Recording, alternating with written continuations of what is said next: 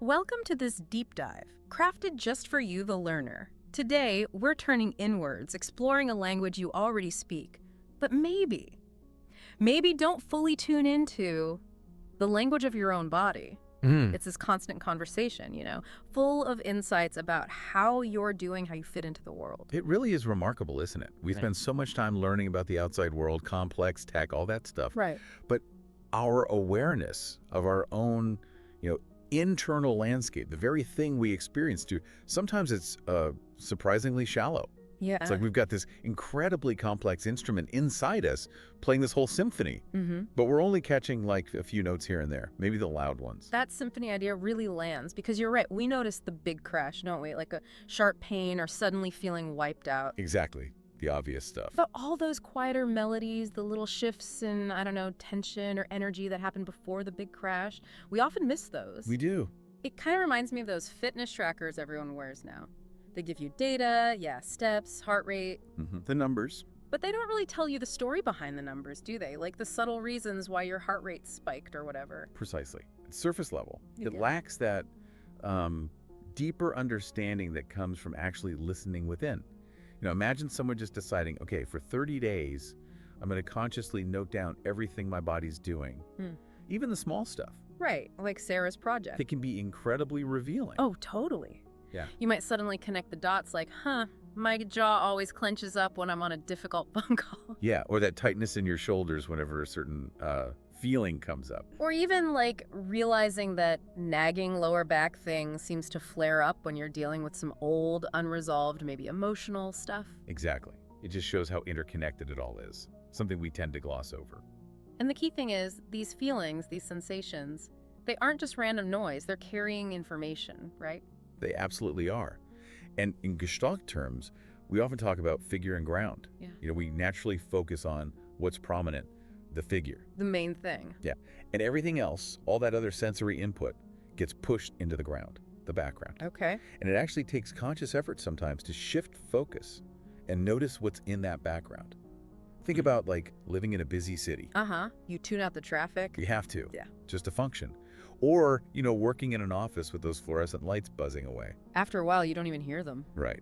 It's adaptive filtering. It's Yeah. necessary. But the question becomes, in our modern lives, with all the psychological stress and social pressures, Yeah. is that filtering mechanism maybe working overtime? Is it filtering out important internal signals too? So by constantly pushing these body signals into the background, we might be missing early warnings. That's the concern. It's like our internal radio frequency is just jammed with static from all the external noise. Makes it hard to hear the actual broadcast. Exactly. And maybe that shows up as that sudden wave of exhaustion hitting you mid-afternoon. Or feeling weirdly irritable for no apparent reason. Right. Those could be the body's warning lights blinking, gently at first. But what do we usually do? Well, often we reach for the quick fix, don't we? Coffee. Coffee, sugar, maybe just zoning out on social media for a bit. Yeah. Anything but pausing and asking, hang on, what's actually going on inside me right now? So we're treating the symptom, not the cause. Pretty much. And the thing is, those ignored signals, they don't just evaporate. Wrong. No, they stick around. Yeah. They become what Gestalt theory calls incomplete gestalts, unfinished business, basically, on an internal level. Like a song stuck in your head. Exactly like that. It just keeps looping, demanding attention, seeking completion, and that takes up resources. So these unresolved body signals can actually drain your mental energy, affect your mood, even if you're not consciously thinking about the physical feeling.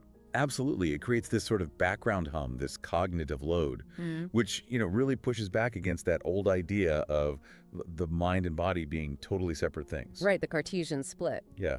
From this perspective, thoughts, feelings, physical sensations, they're in constant conversation, always interacting. So ignoring a body signal isn't just ignoring, like, a twitch. No. It's like deliberately tearing a page out of your own instruction manual. You're cutting off a vital feedback loop, a source of self-knowledge.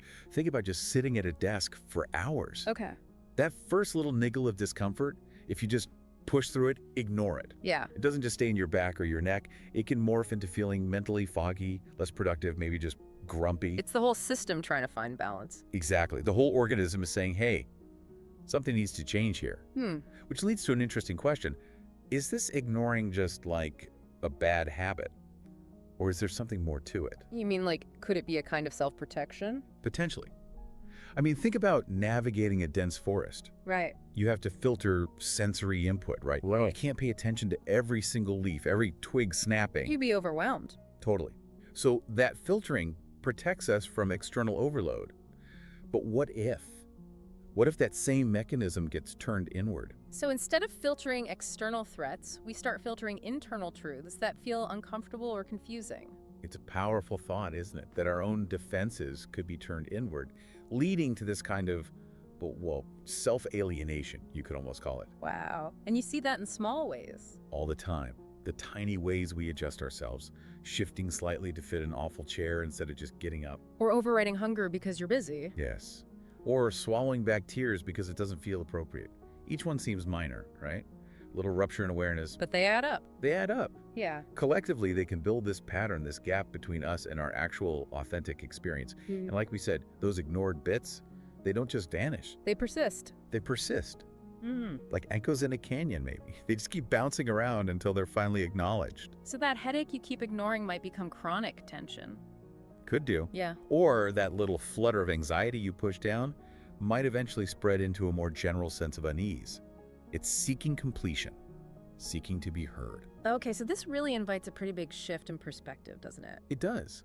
What if, instead of seeing these signals as annoying interruptions, Yeah. we started treating them as, I don't know, important messages, like letters delivered right to our doorstep, worthy of being opened and read. And it starts simply? Deceptively simple.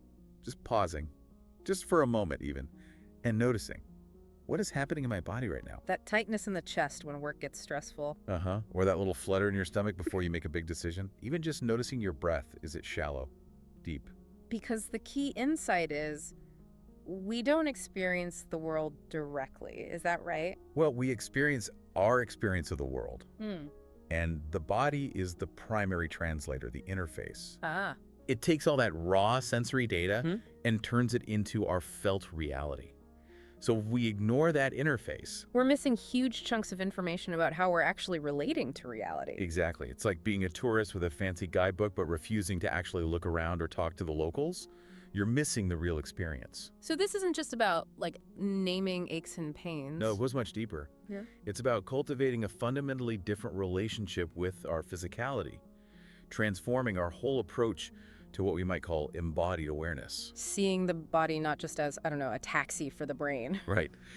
But as this incredibly intelligent system with its own wisdom, its own language. So true awareness isn't about fixing everything. Not necessarily. It's maybe more about cultivating presence, just being with whatever comes up, trusting that the organism, naturally wants to find balance and well-being. Should we dig a bit deeper into how perception actually structures this? Yeah, let's. So perception, it's like this huge field, like an orchestra playing everything at once. That's a great analogy. Yeah, this vast field contains all our sensations, thoughts, emotions, all playing simultaneously. But our conscious awareness, our spotlight, is limited. Can only focus on a few instruments. Right. And that's where figure ground comes in again. What we focus on is the figure. It stands out. And the rest is the ground. The ground. It recedes, but it's still there, still influencing the whole piece.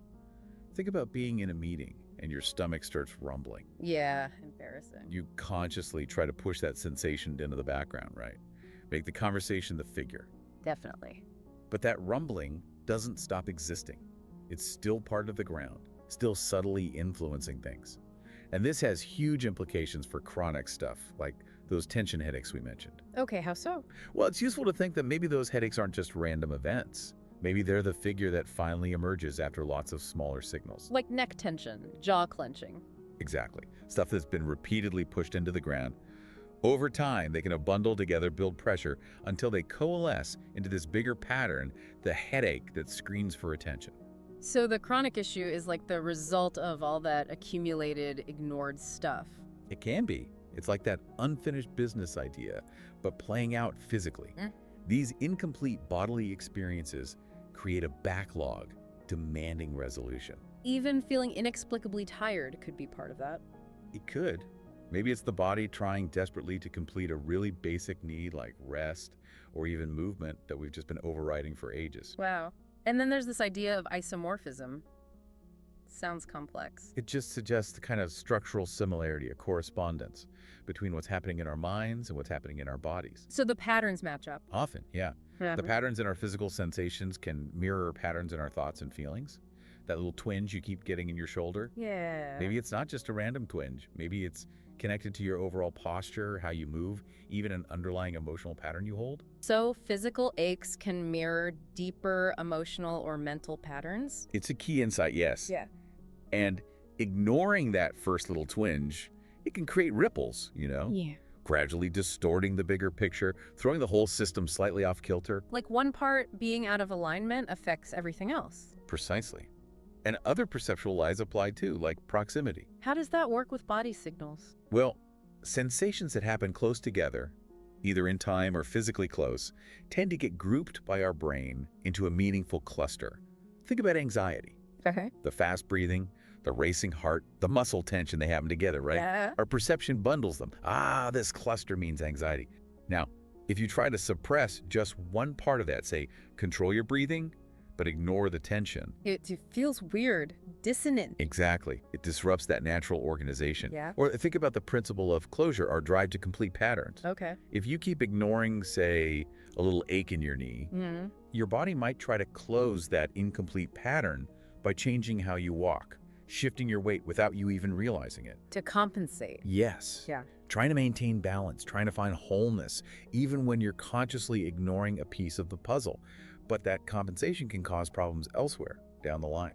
It's fascinating how active this all is. Attention isn't just passive noticing. No, it's profoundly active. It's constantly organizing and structuring our perceptual field. So every time we choose not to attend to a signal, we're actively reshaping our awareness. And that has long-term effects. It can. It can lead towards something we might call somatic numbing. Somatic numbing. Yeah, like a gradual dulling of bodily awareness.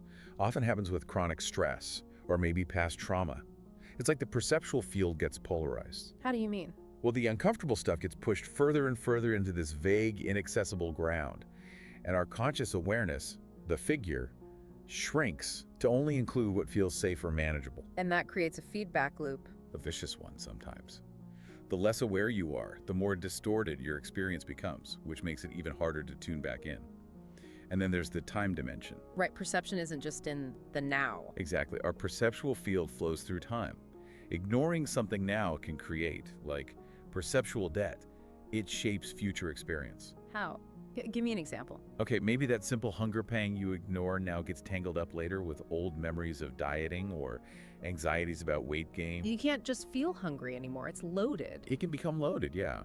It clouds your ability to just respond to a basic need in the present. And then there's the social layer overlaying all this. Culture. Culture, society, they give us scripts, don't they? Unspoken rules for interpreting body signals. Like fatigue means you're lazy. Or anxiety means you're weak. Or discomfort is just inconvenient. Push through it. So these cultural stories shape what we even allow ourselves to notice. They absolutely can. They shape the whole perceptual field, pushing certain experiences to the margins. Which makes you wonder, is our struggle to listen to our bodies partly because modern life is just so complex? You mean like information overload? Yeah. Yeah. Maybe we develop these coping strategies to simplify our awareness just to get by, but that simplification comes at a cost. We lose the nuance, the detail. Exactly. We might fall into these binary traps. Yeah. Either I totally focus on this ache or I completely ignore it. There's no middle ground, no subtle listening. And that creates a mismatch. A big one sometimes. Yeah. Because our bodies operate in these incredibly complex, interconnected, often non-linear ways. But our perceptual habits try to force everything into neat little boxes. Linear cause and effect. Right, and that reductionist approach can lead to this feeling of, well, perceptual fragmentation. We lose the sense of the whole picture. Which isn't just about us individually, is it? You mentioned ecology. Yes. If we lose touch with our embodied awareness, we might also be losing touch with a really vital source of wisdom about our relationship with the wider world. How so? Body signals reflecting the environment. Think about it. That tension in your shoulders. Could it partly reflect a general feeling of uncertainty in the world around you?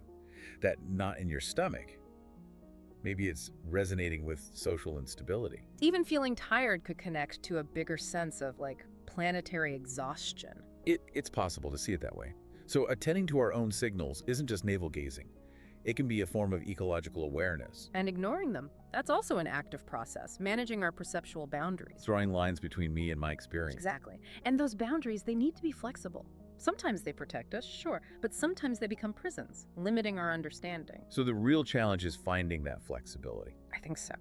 Developing a more nuanced, flexible way of organizing our perception. Yeah. Recognizing that figure and ground aren't fixed. They shift. They dance. And keeping that flexibility allows us to adapt better. To adapt to the constantly changing landscape of experience, both inner and outer. And insight. Real aha moments. They aren't just about getting new information. They often involve a fundamental reorganization of the whole perceptual field. So finally acknowledging that ignored signal. Doesn't just add one more thing to your awareness, it can shift the entire pattern, revealing connections you never saw before, opening up new ways of being. Wow. So there's real transformative potential in just paying attention. In every moment of genuine awareness, yes. Truly listening to our body's language has the power to reorder our reality, moving us away from fragmentation. Towards wholeness. Towards wholeness. Yes. Away from disconnection, towards integration. It feels like true awareness then is less about control and more about surrender. Perhaps a surrender to the inherent wisdom of our experience, trusting our own organism. This has been, well, a really deep dive. It definitely gives a new framework for thinking about our relationship with our bodies. And it's so clear how easily that internal conversation gets drowned out. It really does. Thinking back to that idea of Sarah's experiment, what might emerge for you, listener, if you intentionally carved out even a little time to just tune in? Yeah. What little tensions or, quiet messages might be humming away in your background, your perceptual ground? And that idea of unfinished business on a physical level. Yeah. Are there aches, discomforts, recurring feelings you've just been sort of batting away? What might they be trying to tell you? It's worth considering. Maybe try experimenting with attention itself, not just as a spotlight pointing outwards, but as a curious ear turning inwards.